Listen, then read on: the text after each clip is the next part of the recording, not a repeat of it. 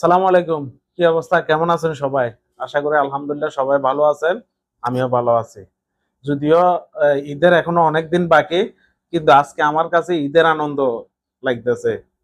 কারণ হচ্ছে আমি 18-19 সালের দিকে প্রায় 1 বছর ঢাকার খিলক্ষেত নিকুঞ্জ এরিয়াতে ছিলাম।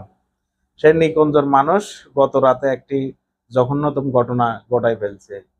5 বছরের এক শিশুকে দর্শনকারী পুলিশের গাড়ি থেকে ছিনিয়ে নিয়ে খেল খতম করে দিছে। ঠিক আমি যেমনটা চাইছিলাম। দর্শনকারীর বাঁচার কোনো অধিকার নাই, বিশেষ করে শিশু দর্শনকারী।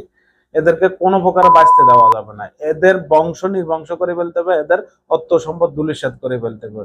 সেই মনের আশাটা আজকে আমার পূরণ হয়ে গেছে গো। এরকম যদি প্রতিটা জেলাতে মোটামুটি একটা করে ঘটনা ঘটে, দর্শনকারীরা অন্ততকে মানে কি বলবো, ওরা আর দর্শন তো দূরে যাক, কোনো মা বোনদের দিকে তাকানোর মতো এই সাহস পাবে না। তো আজকে এই জিনিসটা আমার কাছে ঈদের আনন্দের মতো লাগতেছে। এই ঘটনা আমি আরো কয়েকটা পুনরাবৃত্তি চাই, কারণ দর্শন তো প্রতিনিয়ত হচ্ছে। এই দেশে দর্শনের কোনো বিচার সহজ হচ্ছে না। বিচার বহির্ভূত অনেক মানুষ হয়রানির শিকার হচ্ছে।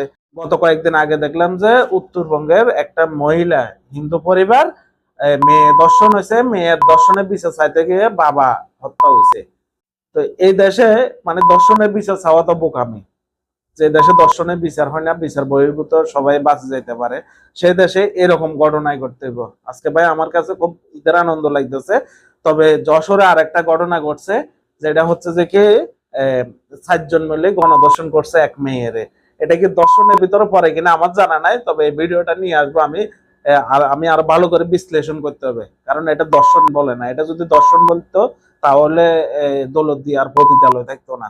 তো সেই ভিডিও আপনারা অপেক্ষা করবেন। আর ভালো থাকবেন সবাই। সালামু আলাইকুম।